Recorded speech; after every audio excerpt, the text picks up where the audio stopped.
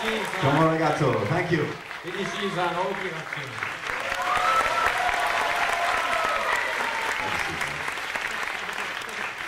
手。Thank you very much. It's a pleasure to be here in Fukuoka. はい、ありがとう。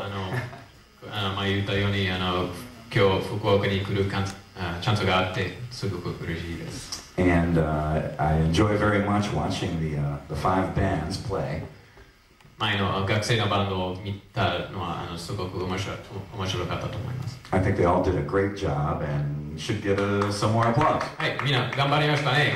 拍手をお願いしま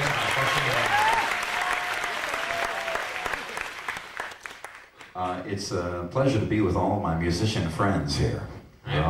We're all in the same game. ミュージシャンたちの前で演奏するのは楽しいと思います。みんな同じ気持ちを持っているからクラブみたいです。In the musicians club. Musicians club. So we're all the same one.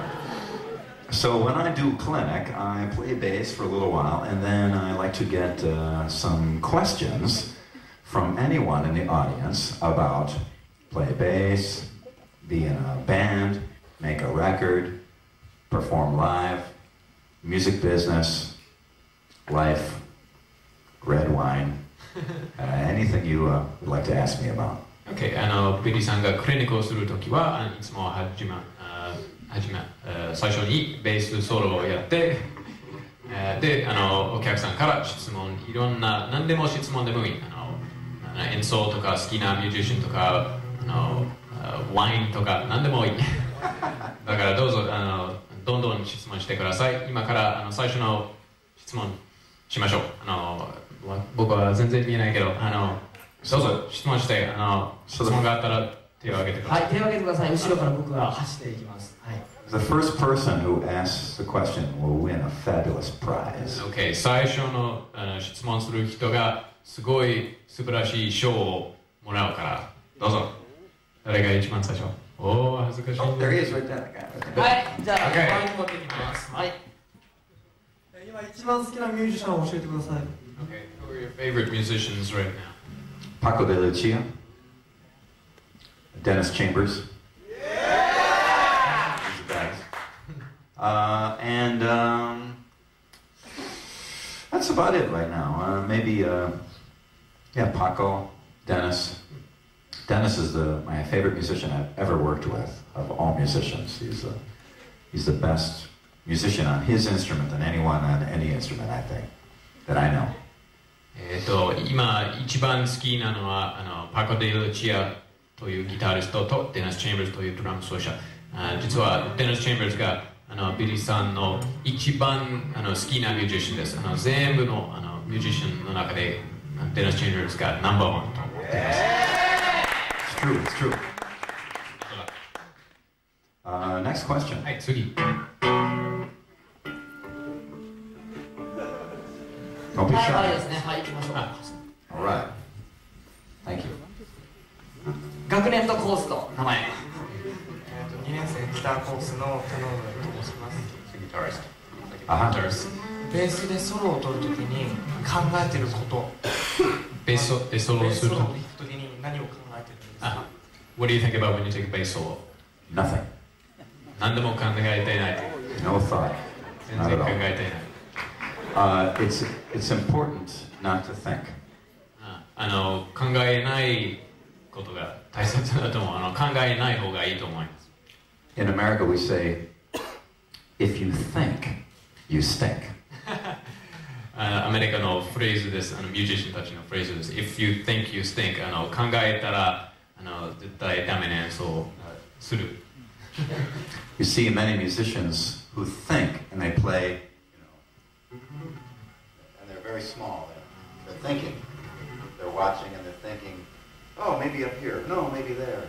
No, maybe I'll play here. No. And to me, that's not music. あまり深すぎる考えるとお互いのこと、他のバンドメンバーのこととお客さんのことがあんまり考えないでしょう。だからそれは良くないと思います。自分のことだけに集中するのは良くないと思います。When you practice, you can think. 自分で練習するときは考えた方がいいけど。You can think all you want when you practice. But when I'm on stage at the end of a show, I get done, and sometimes I don't even know what happened. 本当に演奏するとき、バンドで演奏するときは、たまにビリーさんが演奏が終わったら、ステージから出ると、何がやったかわからない。自分で何が弾いたかわかりません。It's true. 本当だ。Sometimes because I have so little thought and so little attention on my instrument and my body, I'll come backstage and I'll be bleeding because I'll cut myself. I don't even feel it. すごい。演奏した後はたまに手を見ると血が出ている。でも演奏中は知らない怪我がしたのは考えていない。意識していない。Think less, play more. 考えない方がいいです。Okay, who's next? はい。Right? 2年ベースコース松下です。Second year bass student. バンドでライブじゃなくて練習をするときはどういうことをしてますか？ Okay, so when you rehearse in the band, how do you go about rehearsals? Good question. First, bass and drums. No guitar, no vocal. You stay away. まずはベースとドラムだけ、2人だけで練習します。And I watch everything the drummer does. I watch every move he makes. Hi-hat, bass drum, both hands, tom-tom, cymbals. Everything he does, I watch very close. で、ドラムと一緒に練習するときはちゃんときちんとドラム奏者が何やっているか集中しているキックドラムとスネアと全部必ず一生懸命集中しています。So then we play together all the songs for like either an album or a tour. We do all the songs, just bass and drums, nothing else. ツアーする時もアルバムを撮る時もの前にもこの練習やります。すべての曲をまずベースとドラムだけで練習します。So we go through every song. I learn every bass drum. Every time, you know.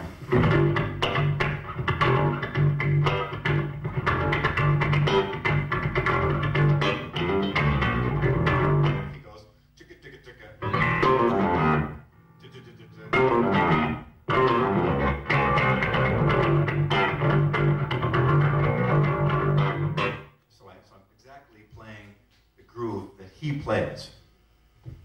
できるだけドラムと一緒に弾くドラムがなんかダダダダというレックを叩いたらベースで同じリズムをできるだけ出したいと思います。強いタイトなグルーヴを出すために。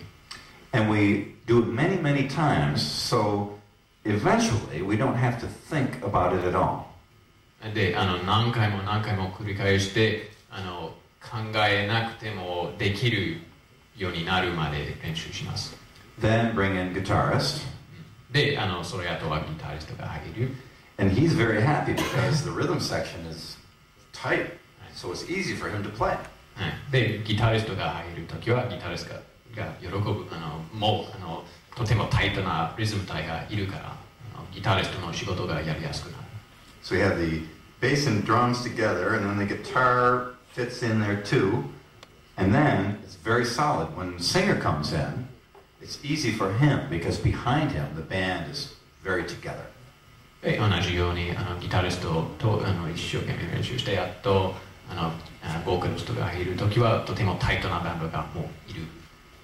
No matter what kind of music you do, if it's punk, blues, heavy metal, fusion, jazz, dance, bass and drums got to be very close together. Always will make a better band, better music if bass and drums are hooked together very solidly.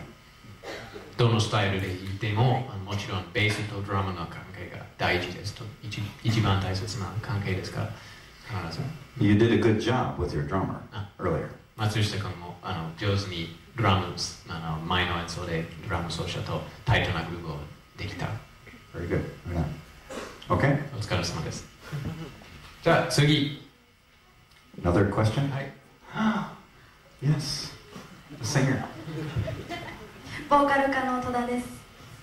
何年生で She's すか？ signing. 2年生です。 And she's a second year vocal student.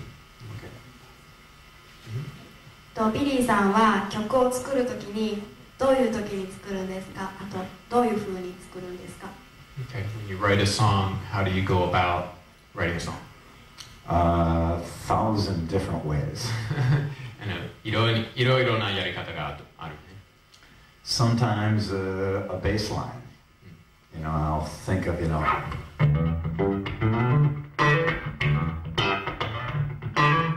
then think drums will be, then the guitar. Add that 1, 2, 3, and then start singing. Or it can be start with the drum beat, or start with a guitar part, or sometimes a word. I hear a word that I like. It sounds like a good lyric. Take the word, add front, behind, add more, and then make music. So many, many different ways. いつも違うみたい。たまにベースラインから始まるね。かっこいいベースラインができてて、そのベースラインを弾いて考えて、そのベースラインに対してなんというドラムのビートがいいでしょうか。そのようなちょっとビルを立てるように小さいアイディアから少しずつ他のパートができてやっと曲になる。でもいつも違う。たまにドラムのパターンから始まる。たまにベースのラインから始まる。いつも違う。When we write MR.BIG song, Alive and Kicking, Paul Gilbert was tuning his guitar. Like, and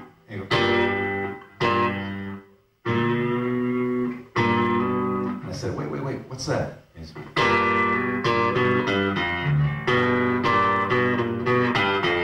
go, what key is that in? He goes, G.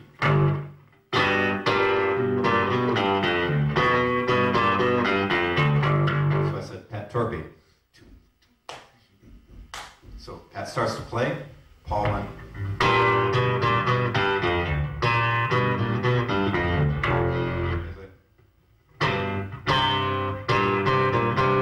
Change to F, change to C, back to G. And we start 2, 3, 4.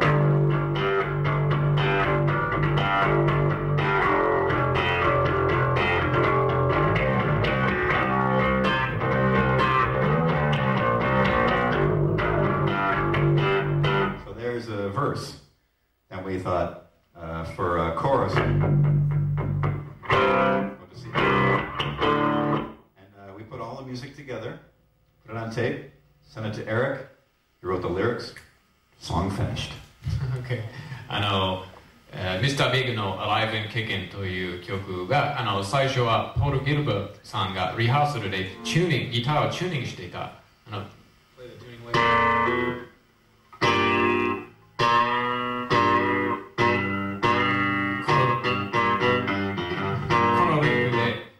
チューニングしていた。で、ビリーがそれを聞いて、それはかっこいい。キーは何でしょう。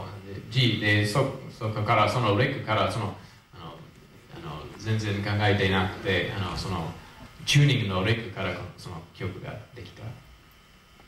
Or when I wrote Addicted to That Rush, I thought of the word addicted to that rush, just as a phrase, American saying. たまに言葉からも曲が始まる。例えば Addicted to That Rush という曲がそういうフレーズが英語でそういうフレーズがある。ビリー・シーンがそのフレーズを聞いてそれはかっこいい言葉だと思いますからそのフレーズを聞いて音楽ピッチをつけて曲にできた。So the phrase has a rhythm. I was addicted to that rush.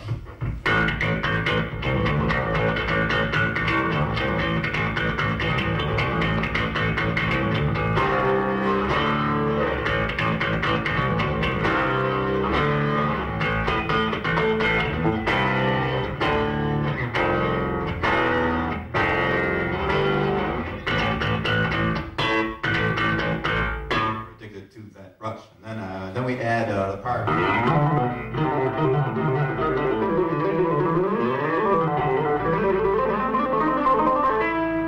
For a fancy part. And put all the pieces together, and that was how the song was written. Addicted to that rush の場合は、その言葉を考えてで、addicted to that rush、自然にそのリズムが、言うと、addicted to that rush というフレーズを英語で言うと、自然にそのリズムで言う。だからそのリズムからその曲ができた。So, but there are many, many different ways. Sometimes just guitar and singing. For me, I write many songs that way. よくギターで曲を作る。ギターとボーカルだけで自分で弾いて曲もできます。だからいろいろなやり方がありますね。Okay? Okay? Good job. じゃあ次の質問どうぞ。Who's next? 恥ずかしい。はい、こちらです。はい、じゃあコースと名前とお願いします。ドラム科研究生コース3年の勝也です。He's a third year graduate student, drummer. ベーシストとしていろんなドラマーとやられてますけど、そのドラマーに対して大事なところと面白いところを教えてください。He's a drummer, so he wants to know, as a bassist, having worked with lots of great drummers, what's important to you in a drummer, or what's interesting to you about a particular drummer? Well, a lot of times when a drummer plays and he does a fill, he loses time. It's the most frustrating thing. よくあまり上手じゃないドラマと弾くときはフィルを基本ビートはできるけどフィルを弾くときはリズム感がちょっとダメになる。テンポが良くなくなる。I played with a drummer once, and we were doing the song Freeway Jam by Jeff Beck. And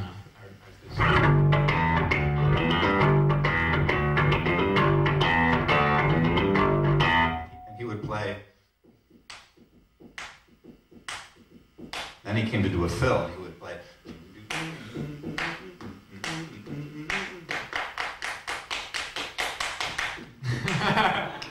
I mean, crazy. So I was trying to, and I couldn't play together because he was going fast, so I would just hold a note. One time,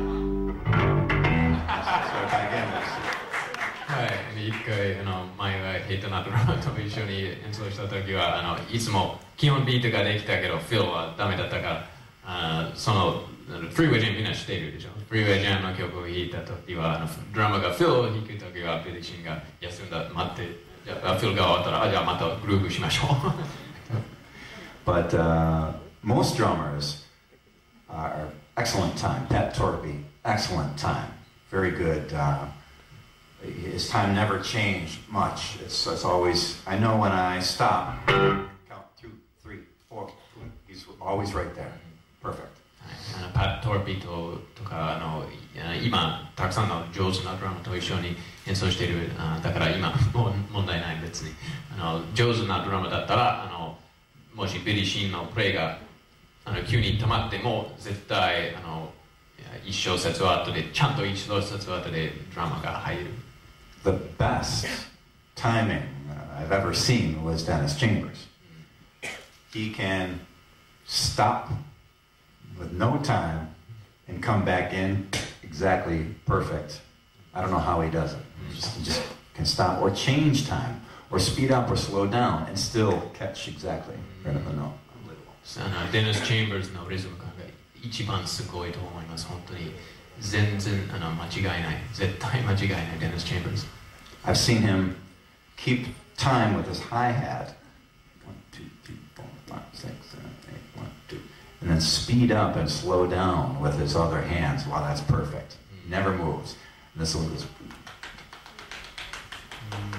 And this is always perfect. Amazing. 彼もテンポを上げたり下げたりもできる。でもずっと頭の中でちゃんと正しいテンポが続ける。すごい。So that's what I watch for in drummers. Also, one time for the David Lee Roth band, me and Steve Vai had to choose a drummer. デイビッド・リブロフ・ベンの時代、ビリー・シーンとスティーブ・バイさんが2人で新しいドラマを決めなくちゃならなかった。So we had 200 drummers オーディションで200ドラマが来た。come to SIR, the rehearsal place in LA. リハーサルのスタジオに200名のドラマ奏者がオーディションしました。Everyone played on the same drum kit. みんなが同じキットで演奏してました。And after a while, we got very good at being able to pick a good drummer from a bad drummer. すぐいいドラマと悪いドラマの違いが分かった。And it's some amazing differences. We had one guy come in who was very strong, big muscles. It looks like he's going to be a very powerful drummer. And he said to the kid, so small, it was unbelievable. Then little Roxy Petrucci from Vixen, girl drummer, skinny little, her arms are like about this big, you know. She came down, it was totally loud and sounded great. So all in the same drum kit. So person to person can sound completely different on the same drum kit. It was pretty interesting.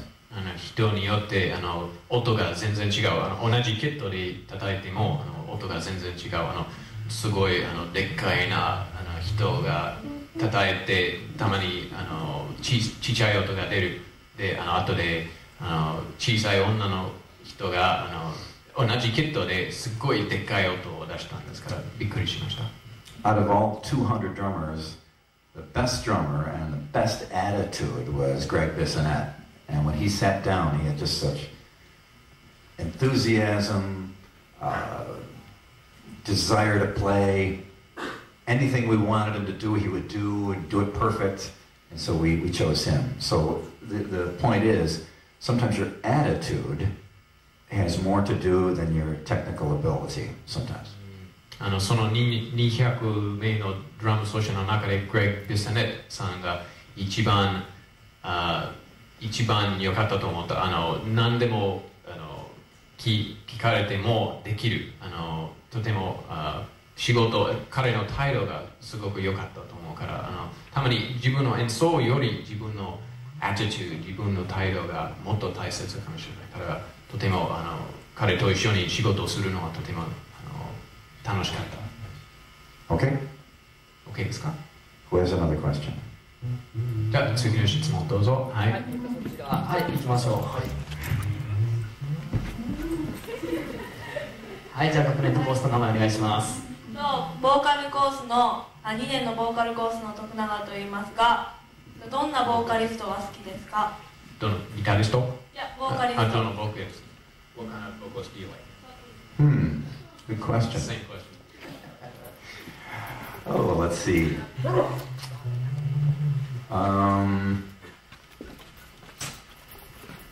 Well, attitude is very important, but also your pitch. Guys who can hit their pitches. But most important, I think, is how a vocalist performs live. Because so many times in the studio, you can fix anything. You mean pitch? Yeah, you can fix pitch, you can fix timing, you can fix anything. Live is the real test. Okay, 前と言ったドラムと同じように自分の態度も大切ですけど特にボーカリストの場合はピッチが大切です。ちゃんと高い音とかちゃんとのピッチがいつも出せるようなボーカリストが一番いいと思います。特にライブで演奏するときはちゃんとのピッチで歌えるボーカリストが一番いいと思います。スタジオの仕事だったら直すの間違っても後でパンチンしたりできるけどライブでは本当に間違ったらダメ。Nowadays in a studio, you have the technology to fix anything. Bad note, bad timing, anything you can fix in the studio. You can fix anything. So live is always the best way to judge every player, I believe. だからボーカリストだけじゃなく全ての楽器がライブで演奏するは本当の一番大切なことだ。Cool. Who has another question? じゃあ次の質問どうぞ。はい。As a bass player. Yeah.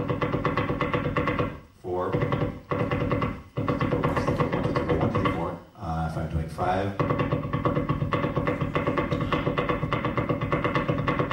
3, 4, 5. 1, 2, 3, 4, 5. 1, 2, 3, 4, 5. Or 6. 6. There it is. Or 3. Or like a swing.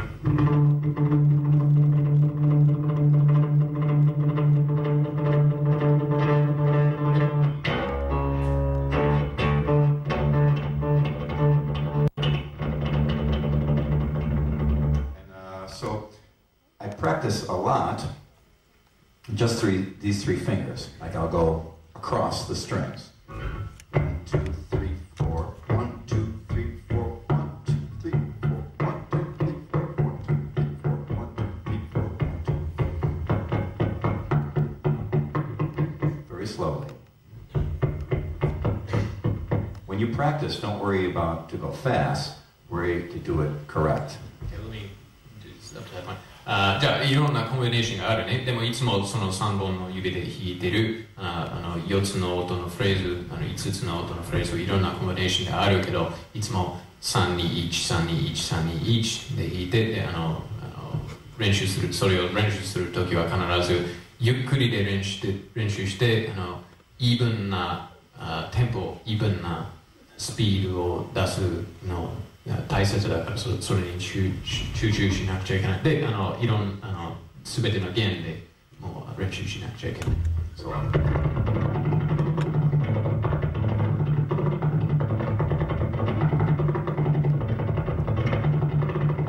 over and over and over and over.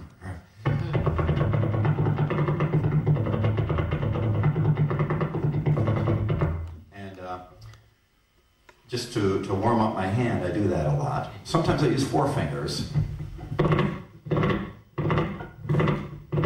for like a special lick.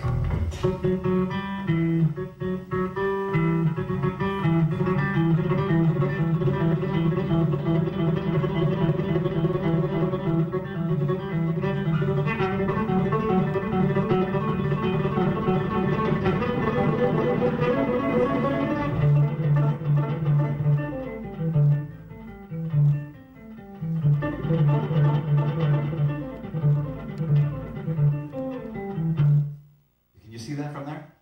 見える？ You see okay? 彼の指が見えます。Okay, play again. So it's たまに小指も入りますね。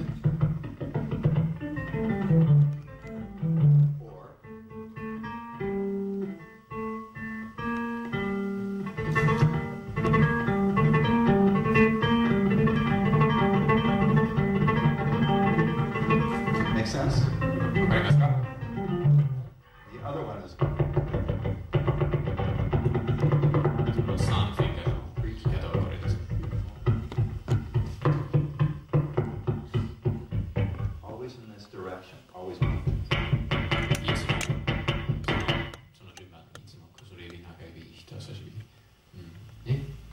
でいつもウォームアップするときはその会話弦でそういう練習、3フィンガーの練習を絶対やっています。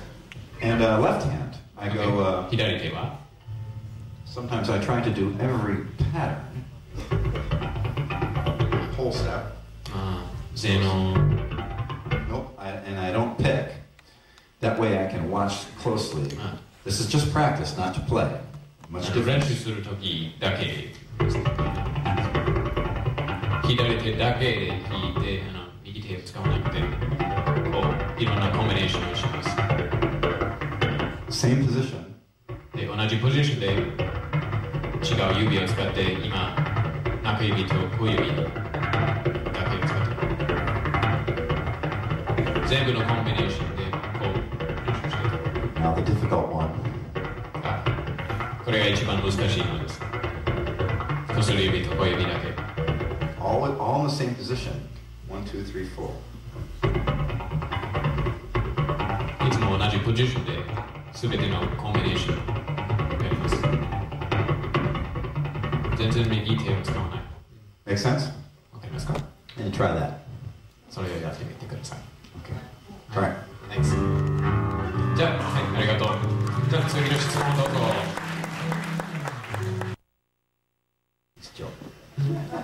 冗談。いいです。初めの質問をダグさんしてください。リズムのトレーニング、リズムトレーニングっていいリズムのトレーニングの仕方。Okay. What's a good kind of rhythm training? Play with a drummer is always best. Just find a drummer. That's a good thing about the school. Is maybe you can find rehearsal rooms here, right? Small ones. Yeah. Just get a drummer. Try maybe find 4 drummers and try 4 different drummers. Because each drummer you must adapt to new. You must work. Each drummer is different, so you must follow him differently. ドラム奏者と一緒に練習するのが一番いいリズムトレーニングと思う。いろんなドラマと一緒に弾いてみてね。各ドラマが違う叩き方がある、違うフィール、違うリズム感があるから、いろんな人と弾くと自分のリズム感がもっと強くなる。But if you don't have a drummer, just a basic drum machine set for a bass drum, snare drum pattern. もしドラムがいなかったら基本的なドラムマシンだけを使ってもいい練習になる。キックドラムとスネアのパターンだけ。You can try it at different speeds. いろんなテンポでね。Sometimes each drum machine has patterns built in. Okay. And I like it has 20 patterns. I play to each one for like maybe 10-15 minutes to each pattern over and over and over. Go to the next pattern, play next pattern, and try it again at different speed. Okay. もちろんドラムマシンによっていろんなパターンがあるけど、すべてのパターンと一緒に弾いてみてね。一つのパターンだけじゃなくていろんなドラムのパターン、ドラムマシンのパターンと一緒にいろんなテンポで弾いたらリズム感が強くなると思います。いいですか？はい。じゃあ次の質問。こちら。前ですね。はい、いきます。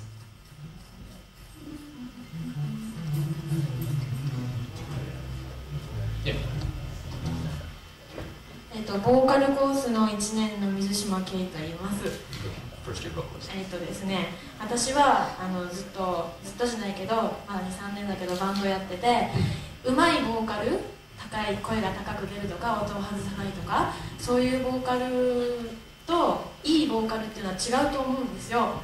それでビリー・シンさんがうまいって思ってやりやすいってバンドをやっててやりやすいっていうよりもこのボーカルはなんかいいなって思ったボーカリストを教えてください。ボーカリストの名前、どんなボーカリスト？ Okay.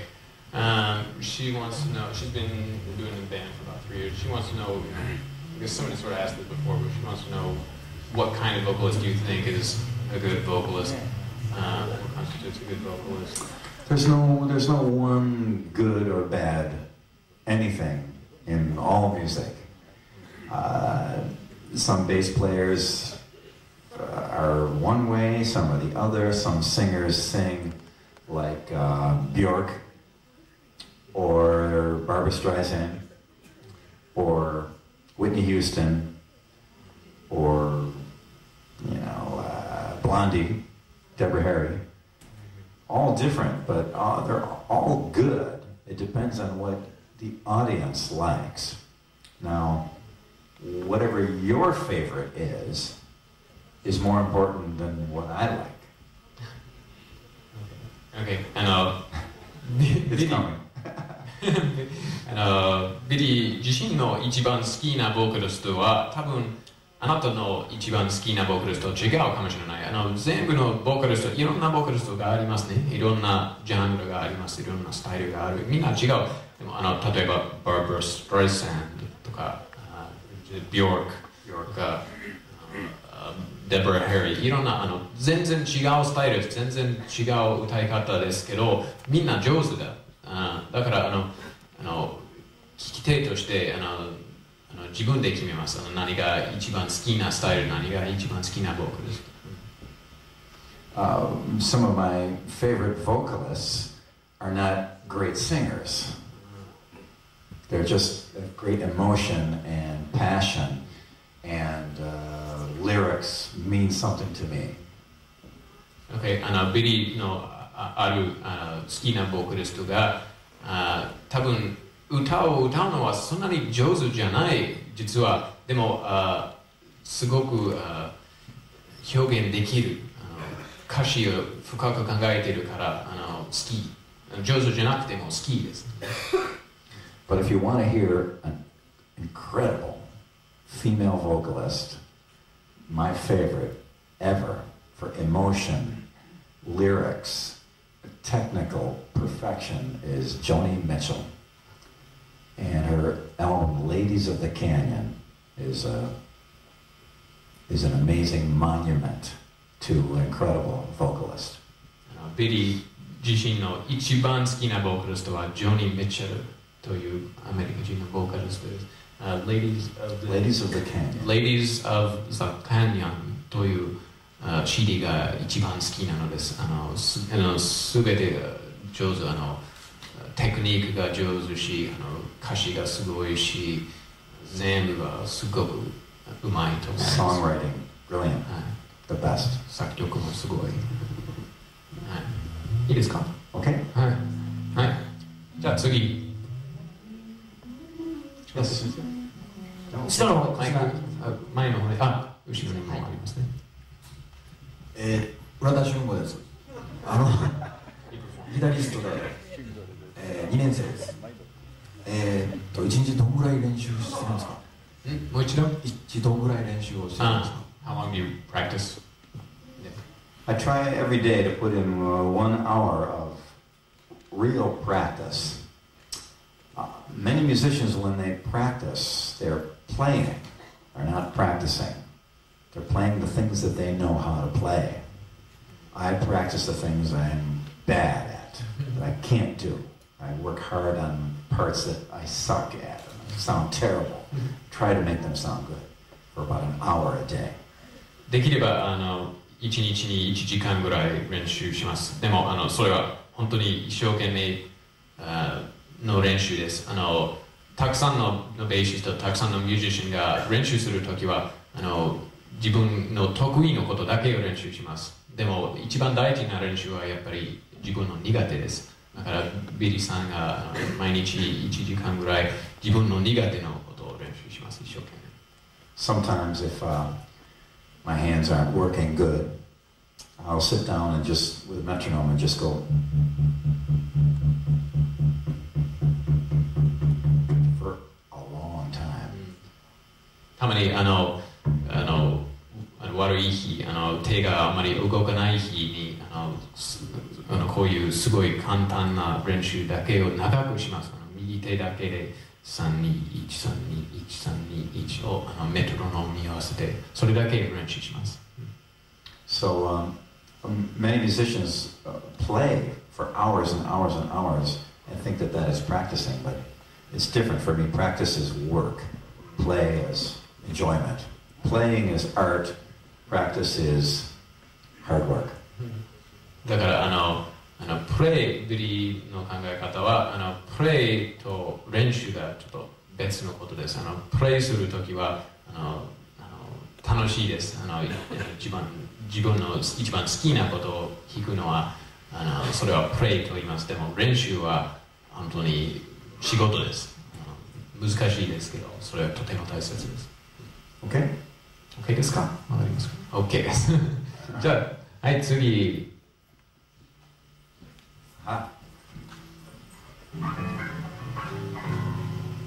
ギター研究コースの井原です。今までたくさんのギタリストの人とセッションとかやったと思うんですけど、どんなギタリストが一番やりやすかったですか？どんな名前言ってほしい。OK、who's the most easy guitarist to work with that you of all the guitar players you've worked with? Easiest to work with? 一番仕事がやりやすいギタリストですか？ Yeah. Oh. Well, they've all been pretty easy. They're different. Steve Vai is a challenge, but Steve Vai and I both know a lot of the same music. We both love Frank Zappa, Bowie, Hendrix. So we both know a lot of that. So we communicate very easily. Okay. Steve Vai の場合は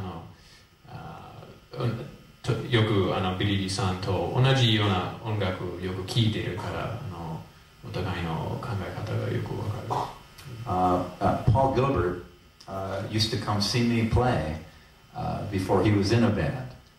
So he knows my playing well, and I used to go see him when he was in a band in LA. So I know his playing very well too. We've both watched each other on stage a lot. Paul Gilbert さんの場合は一緒にバンドをする前にもお互いの仕事を聞いていたからその関係もいいです。お互いのプレーがよくしているから。So I enjoy playing with Paul very much. My old guitarist from Tallis, Dave, is interesting to play with him because we grew up together. So when I start to play a line, he follows. When he plays a line, I follow. So when we play, it's always a very cool improvisation. We always, on the Tallis reunion album, in the song 21st Century Schizoid Man, the whole middle section, we were just jamming and following each other. And it's a lot of fun to play with him also.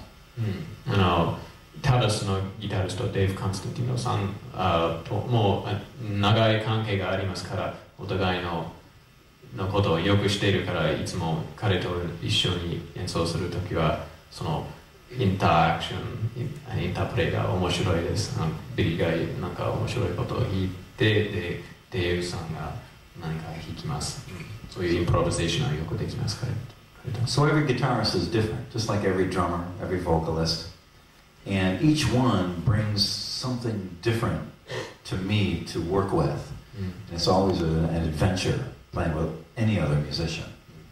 だからもちろんみんなが違うね。ボーカリストとドラマと同じようにみんなが違う性格があるし、違う弾き方があるし、違う考え方があるから、いつも面白い新しいミュージシャンと弾くのはいつも冒険みたいです。OK? わかりましたか？はい。じゃあ次。前の方ですね。はい。もっと手を大きく上げてね、僕も見えないんで。はい。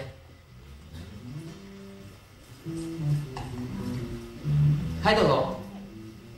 2年ボーカル版平井と申します。今の時代ハードロックやヘビーメタルの時代はもう死んだと今言われてますけれども、でも僕が音楽にハマった時はもちろんMR.BIGとかでも聴きましたし、そういうハードロックで育ってきたしてこれからもいろんなこの学校入っていろんなジャンルの音楽聴いて好きですけれども、一番自分の血が騒ぐのはハードロックなんですよ。じゃあこれから、どうやったらそのハードロックがまたブームを取り戻すか、また今ビリーさんがどういうハードロックを聴いたら面白いと感じるか、それを Okay. He's saying that it's been said that the age of hard rock is dead or is over, but that's his favorite genre, and that's what he's grown up listening to. And Mr. Big and that kind of band is his favorite kind of thing to do. He likes lots of different styles. That's his favorite thing to do. So he's wondering, what do you think sort of about the future of hard rock and how, what can be done, what can he do maybe, what can be done to sort of breathe life back into that movement? Well, all throughout history, a type of music has come and then gone. And another type comes and then it goes. Another type comes and then it goes. We had started with the Elvis, or we started before Elvis. I'll start with Elvis. Start with Elvis, he goes away. The Beatles come, and they go away. And then what came next? Fusion was big for a while, and that went away. And then Southern rock, that went away. And then glam rock came in, and then that went away.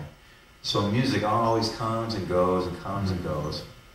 I'll take it from there. いつも音楽のジャンルに対していつも人気が出たりなくなったりしますね。いつもその通りです。エルヴィスが人気が出てで人気がなくなってでビートルズが人気が出て人気がなくなったりする。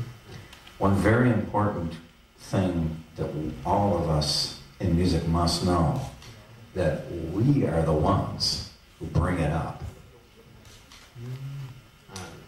In other words, we are the ones who create it. So it is up to you now to find something new, something exciting, something creative, and create a new kind of music.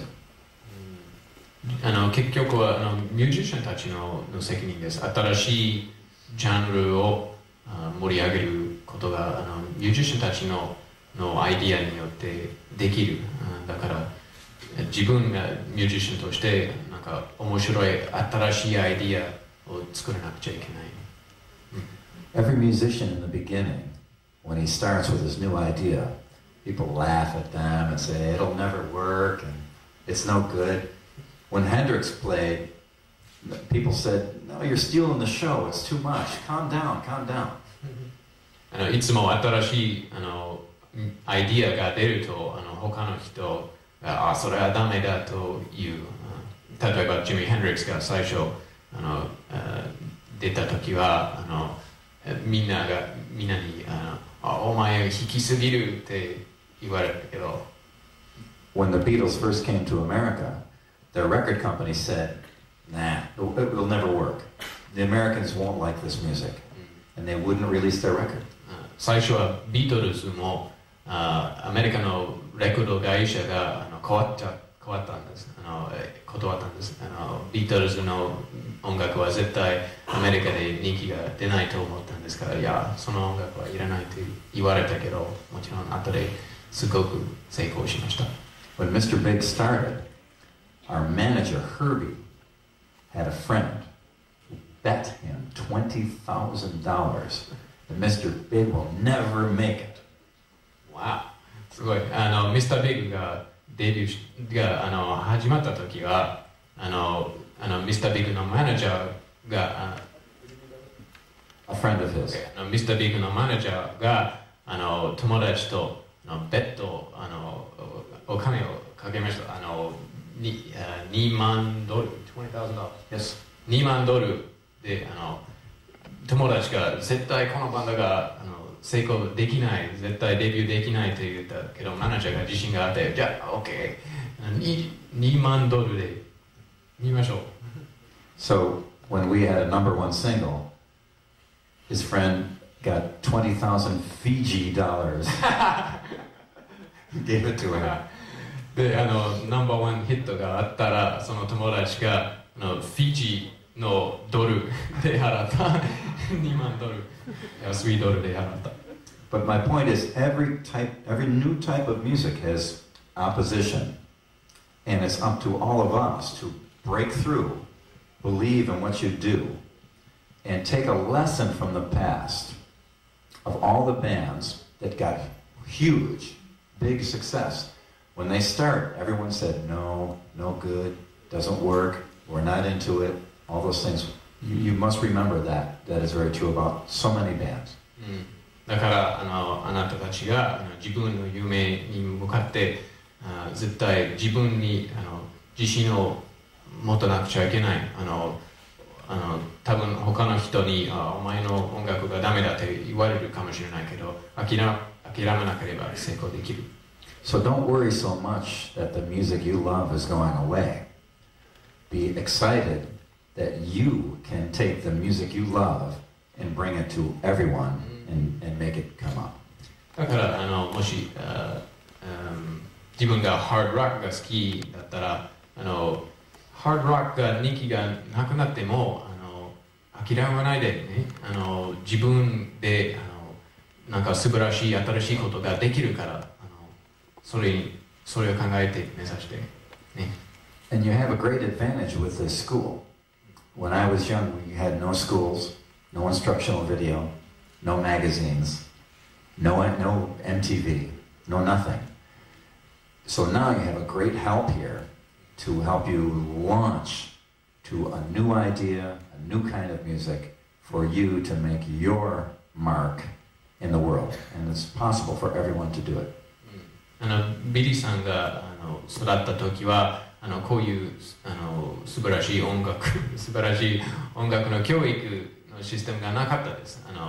みんなが自分で練習して教則ビデオとか音楽の学校なんかがなくて自分で練習しなくちゃいけなかったんですけど、今は違う。あなたたちが本当のいいことが勉強できる。OK? OK ですか？頑張ってください。Who's next? じゃあ次。はい、こちら先に上がりましたので、はい、どうぞ。2年ベースコースの百武と言います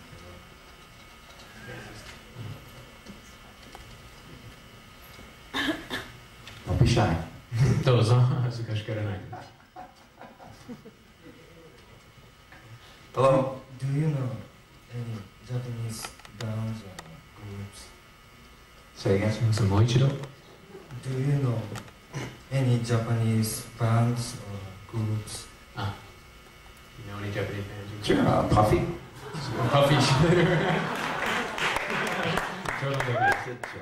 a joke. Not too many. I don't know too many because most music I listen to is sung in English, and all over the world, English is kind of the language of pop. Michael Jackson, Madonna, biggest stars, Spice Girls, you know. Maybe not good music, but many people listen. So when I'm in Japan, I always watch the television, and I see hundreds of bands, which is great, because in USA, not too many bands on television. And so I never remember the names, because there's so many, but I see a lot of great talent and great bands. And I think the future is very good for a Japanese band to become known all over the world. I think there's a good chance that that will happen very soon. あんまりバンドの名前は知りませんけど、いつもベリーさんがよく日本に来るね。いつも日本にツアーで来ます。で来るときはいつもテレビを見てたくさんのバンドが出てるからいつも興味があります。その日本のバンドたくさんのすごい才能のあるミュージシャンがいると思いますから、絶対すぐ誰か日本のバンドが世界中ですごいスーパースターになると思います。OK? いいですか？ Yes. OK. じゃあ次。はい、次手挙げてください。はい。はい。じゃあ先こっち前の方行きましょうか。はい。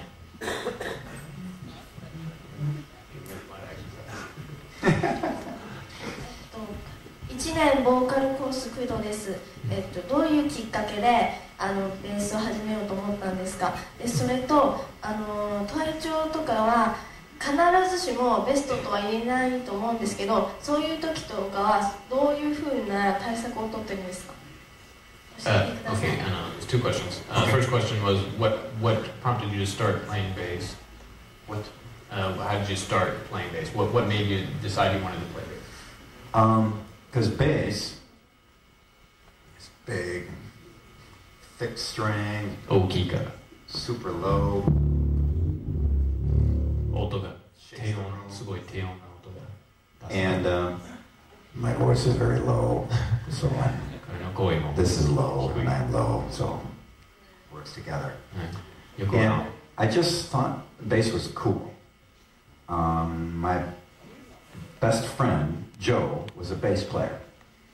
He had the coolest haircut, prettiest girlfriend, coolest car, and he played bass. I wanted to be like Joe. ベースが一番かっこいい楽器だと思った。彼の一番いい友達はジョーという人がとてもかっこいい人だった。すごい髪のカットがかっこよかった。綺麗なガールフレンドもいましたが、彼もベーシストだったからビリもジョーみたいになりたかったんですからベースが始めたんです。And when I saw the Beatles on Ed Sullivan, I saw all the girls screaming. I thought, I must play in a rock and roll band. で、アメリカのエッド・サラバンという昔のテレビ番組でビートルズのデビューを見たときはたくさんの女性が可愛い女性がいましたがすごくそんな生活がしたいと思ったんですからロックスターになりたいと思った。 Plus, guitar is small and the strings are tiny little things, where bass is big. でもギターがちっちゃいからベースが大きいからかっこいい。 Just a joke for guitar players. 冗談です。What was the second question? の質問は何でしたっけ？すみません、もう一度言ってください。体調は必ずしもベストじゃないと思うんですけど、そういう時はどういうふうな対策をとってるんですか？体力維持をしてるんですか？ちょっと体。OK。はいはい。What do you do to stay in shape? What do you do to stay healthy? Oh, play live. Perform live is the best thing. It's my favorite part of my life. Before coming on stage and after coming on stage, sometimes there's much trouble. But when on stage, everything's okay. ライブで演奏するが一番いい運動と思う。いつも多分バックステージとかいろんな難しいことがあるかもしれないけど、いつも演奏するときは楽しいから頑張っている。だから健康にいいです。My favorite moment in life, or all my favorite moments in life, are times spent on stage performing live. いつも一番楽しいことは演奏するのです。Nothing like it. 無比です。演奏すること。Who else has a question? じゃあ次。はい。じゃあちょっと正しい人後ろ上がってますね。はい。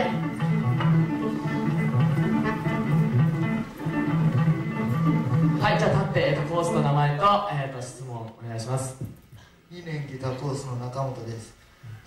音楽を続けていくのに楽器を弾くこと以外で必要なことを教えてください。楽器を弾くことは音楽をやっていく、続けていく上で、楽器を弾くこと以外で大事なことは何だと思いますか？ Okay, what's important besides playing your instrument for succeeding in music? Attitude. Your ability to get along with other people is more important than your ability to play. 他の人と仲良くすることがとても大切です。もし自分の性格が難しかったら絶対仕事できないみたいです。Your ability to communicate with other musicians and your audience is more important than your ability to play. 他のミュージシャンと他のお客さんと他の人ととコミュニケーションするのが一番大切なことです。演奏より大切だと思います。And I know it's not too much of a problem in Japan right now, and I hope it stays that way. But in America, there's many problems with drugs and alcohol, and I always urge I take no drugs ever, not even aspirin, nothing. It's important to have a very clear mind in order to deal with all of the trouble that you have in music. So it's very important to keep your thoughts and mind clear and your attitude good. 多分日本でそんなに大きい問題じゃないかもしれませんけど、アメリカではたくさんの人がアル中毒とドラッグ中毒がの人が多いみたいですから、ビリーさんは絶対ドラッグとかアルコールを飲んだりする、絶対しません。成功する何でも夢に向かって成功するために本当にいい健康的にいい生活をしなくちゃいけないと思います。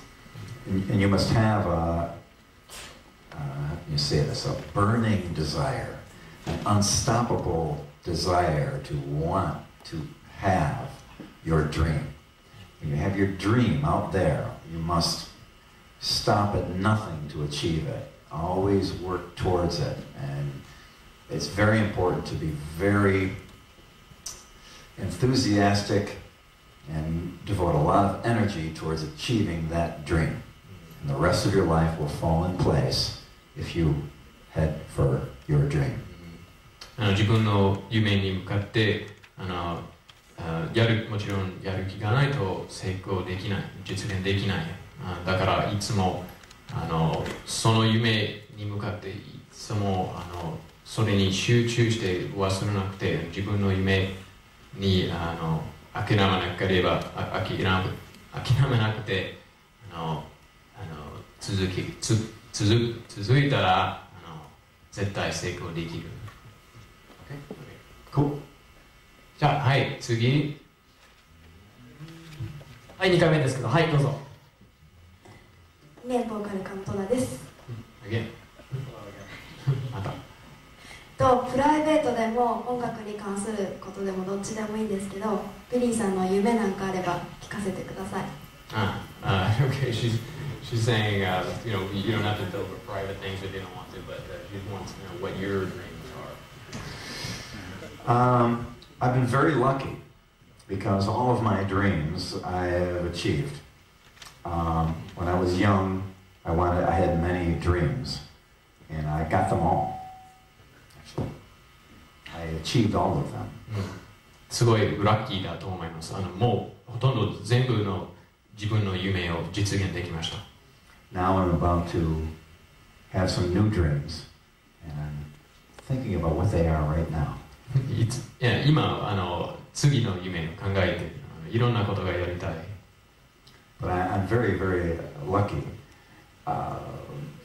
in music. All of my dreams to have a hit record, a platinum album, a #1 single, successful band. I have friends and fans all over the world, in Japan and Scandinavia, Africa, South America, USA. It's wonderful, and I hope that so many of us in here have dreams like that. And you must know that I am no different than anyone in here at all, and that you have just as much chance to achieve all of your dreams as I did. ビリーさんはあなたたちと違わない普通の人間ですよ。同じような人間です。もし自分が素晴らしい夢があったら一生懸命頑張ったら成功できますよ、絶対。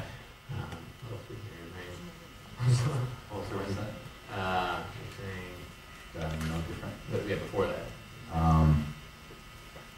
forgot. Trust me. そんな感じ。Who else says it? How are we doing on time? 時間的にはどうですか？ OK、あと、じゃあ、あと一人お願いします。またこっち開きましょうか。はい、最後の質問です。どうぞ。ボーカル科の2年生の塚本で、アマチュアの時代に例えば音楽をするから遊べないとかそういうふうに考えてる人とかいるんですけど、私は音楽もして遊んで食べてとかしたいんですけどなんかでビリーさんは音楽をするためにそういう自分がやりたいこととかも犠牲にしてたりしたんですか？音楽と遊びのバランスの質問ですか？そうですね、ビリーさんが若い頃に多分ベースばっかりやって遊んで全力とかそういうのって、彼女は食べたり遊んだりしながらベースもしたい、歌もしたい、そうですけどビリーさんは若い頃どれぐらい音楽に費やしたかっていう。Okay. She's asking about when you were an amateur, before you became really successful. She's asking about the sort of the balance you strike in your life between playing and just goofing around, and playing instruments. Or is it just your whole life just been bass and only bass? Well, I've been pretty focused on just playing. Like I remember I did an interview for a magazine years ago, and I interviewed, all these other musicians and asked them what their hobbies were. Everyone had hobbies and things that they did. I didn't have any. I just played bass. 実はかなりベースに集中している。ずっとベースが一番好きなことでということでちょっと前雑誌のインタビューであなたの趣味は何ですかって聞かれたら実はないと答えた。ベースだけですって答えた。But there are some musicians that, have other interests.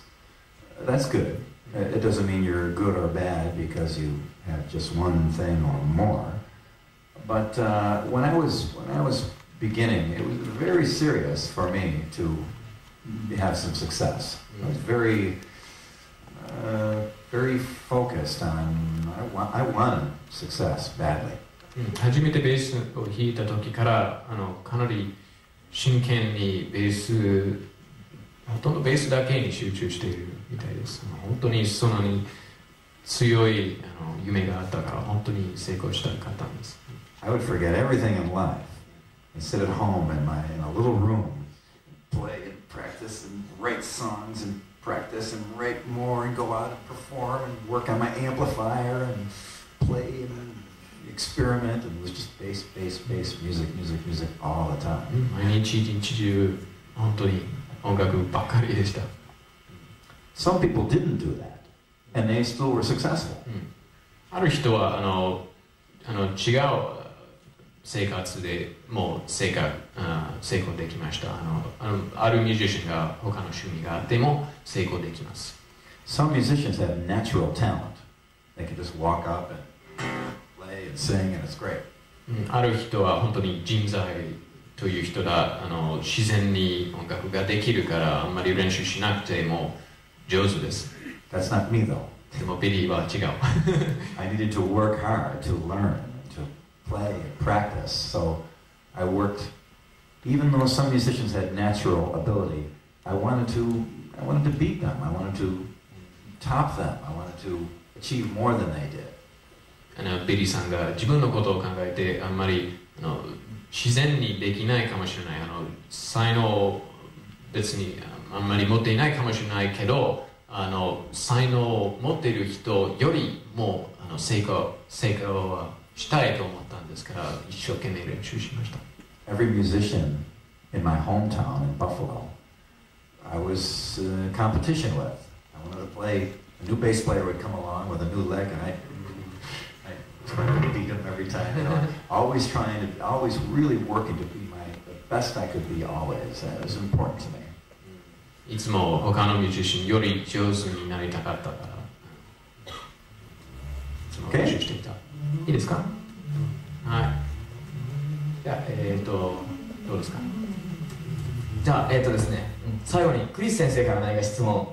みんなを代表して多分聞きたくても多分聞けないなと、多分シャイなのは僕もアメリカにいる時シャイだったんですけど、クリス先生から何かみんなを代表してビリーさんに何か質問してください。英語はあんまり知らないんですけどlet's see, 発音うまいやろ。Question I'd like to ask you is because I'm not as young as I used to be, and that's why I'm asking you this question. So I'm wondering, compared to the way you used to practice and the way that you play now, how much have you changed? I assume like the same as me. I don't practice as much, but I try to get it in every day. True. Just to translate the question. So you're asking about what kind of practice you should do.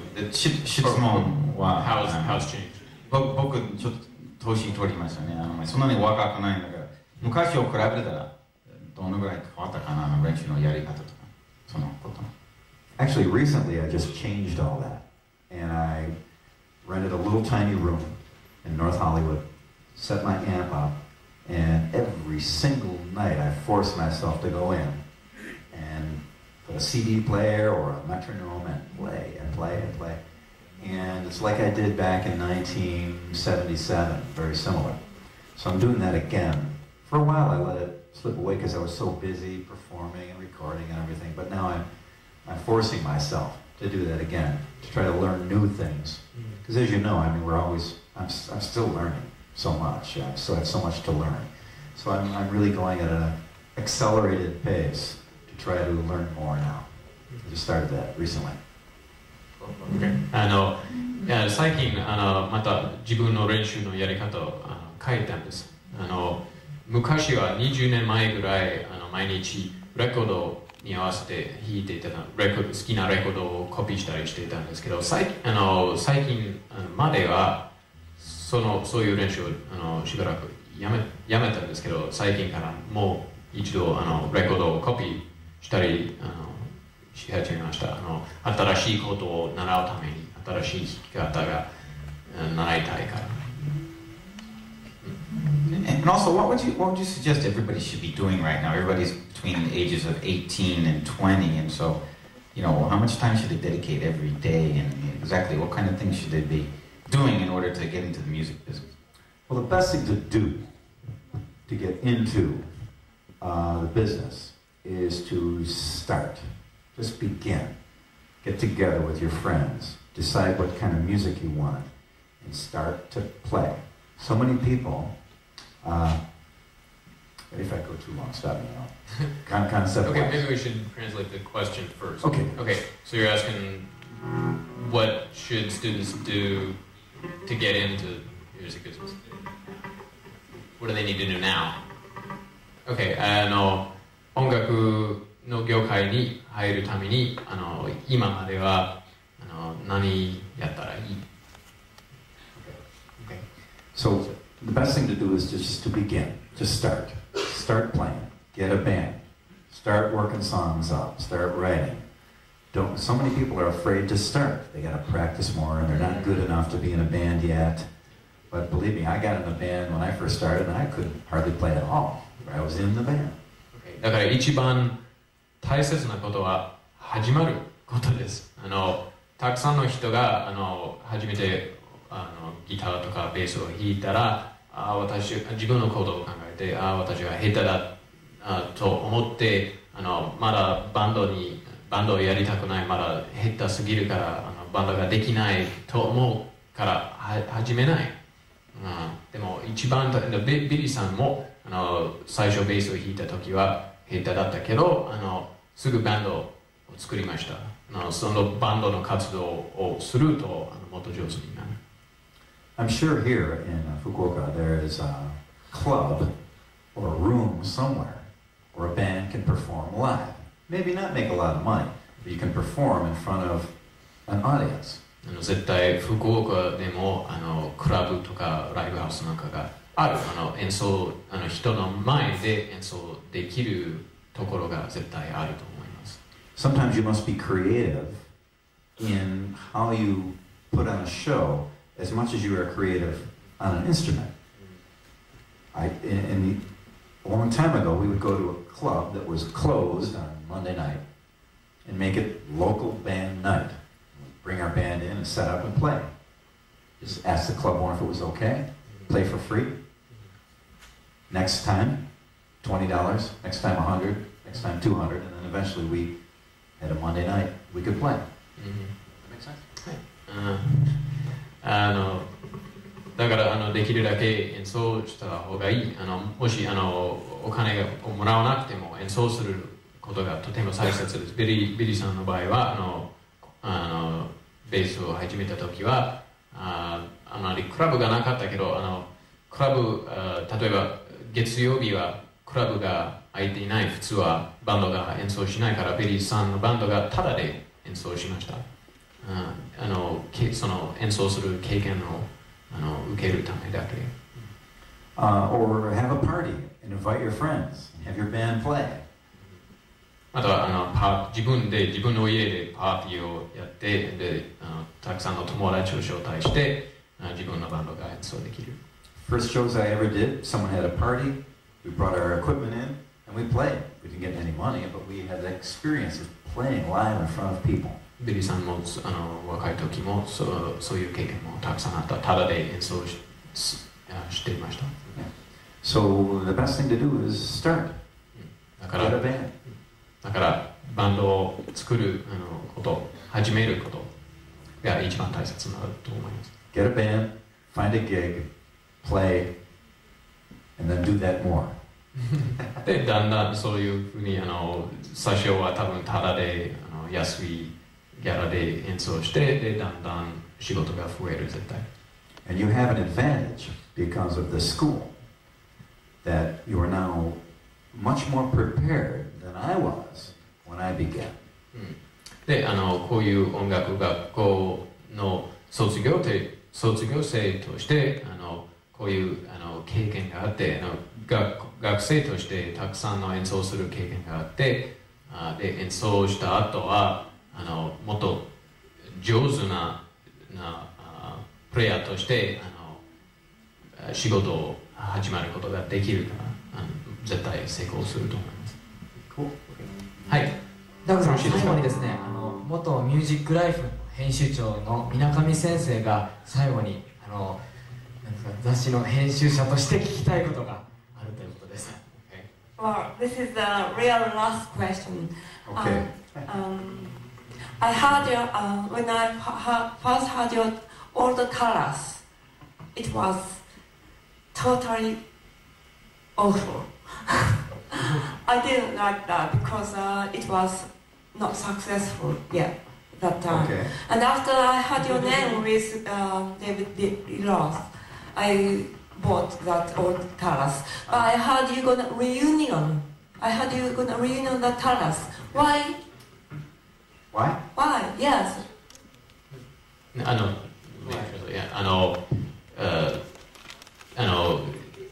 先生の一番好きなビリーのプレイの一番好きなのはデイビッド・リー・ロス時代です。タワーズの時代は最初聞いたらあまり好きじゃなかったみたいだから最近からまたタラスがリユニオンツアーやっている。なぜやるI did the reunion because in Buffalo and all over the USA, wherever I go, people say to me, I saw you when I was 18 years old with Tallis and it was incredible. They say it in Florida, Colorado, and Boston, and San Diego, and Seattle, and Texas. Everyone knew that band. And in Buffalo, it was so important to so many people. They grew up with us because we played for 15 years together. And so we decided as old friends to get back together and play for all of our friends again. And it was one of the most successful nights I've ever had as a musician. When we went on stage, the whole audience, there was tears in everyone's eyes. It was very beautiful. So we enjoyed that very much.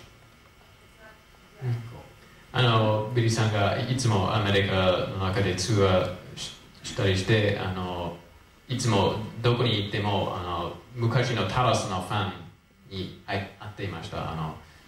みんながタラスが大好きだったって言ってたんですから、それにタラスのメンバーがずっと昔子供の時からの友達ですから、またリユニオンしたいと思っていましたから、その最近のコンサートをやりました。すごい楽しかったそうです。はい。じゃあはい、じゃあこれで終わりなんです。何が最後演奏とか。Okay, yeah, I think that wraps up the question and answer period. So, we want to hear play a little bit more. Sure. Okay, じゃあ最後にもう一度ビリーさんがちょっと演奏してくれる。Afterwards, we can do a Yeah, yeah. で後でサインしたり写真を撮ったりしますね。Okay, cool. じゃあよろしくお願いします。ビリー・シーンさんです。大きな拍手を。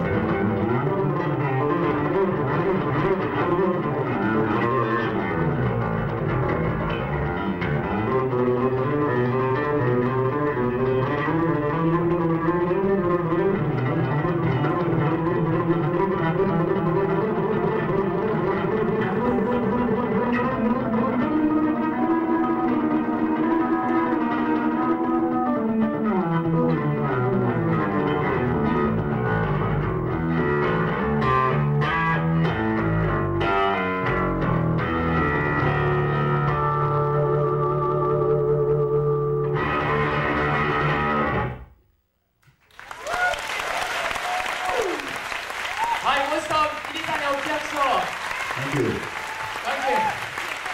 Thank you all very much for having me here in the school. I want to wish you all very, very best. Good luck, good success, and thank you all very much. 皆さんの幸運を祈っております。皆さん頑張ってくださいということです。はい。